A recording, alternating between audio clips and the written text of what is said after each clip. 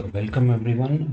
In this video, we are going to see about the fundamentals of test bench in system Verilog. So the purpose of test bench is that the primary goal is to ensure the DUT meets its design specifications before physical production, saving time and cost by catching bugs early. So that is the main purpose. So it has the simulation environment. In a digital design, the desk bench is an HTL module itself, but it is used only for simulation and is not synthesizable into actual hardware. Stimulus and observation, it is generates and applies input sequences to the DUT and captures the resulting outputs. So verification is the observed outputs are then compared against the expected or golden values either manually by a designer observing waveforms or automatically using checker logic. So when you see the architecture, so it has the test environment, so which has the input agent, output agent. So the input agent has so sequencer, driver, and monitor with and the output agent has the monitor which is interfaced with the device under test. So the sequencer is connected with the testing sequences, and the scoreboard is connected with the both input and output agent, which is called the environment. So the purpose of uh, DUTs, this is the actual hardware module or circuit being verified. That is the DUT where we will be having the circuit which has to be verified.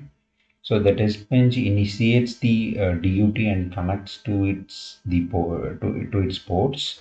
So the purpose of driver is this component generates the necessary input patterns and sequences, that is stimuli, and drives them onto the input ports of the DUT. So the monitor purpose of the monitor is massively observes the input and output ports of the DUT to capture the activity and transaction data. The scoreboard, we have the scoreboard. The scoreboard, it is called also comparator or checker. It is responsible for comparing the data captured by the monitor with the expected results. So test environment, this act as the container, the interaction between all other verification components.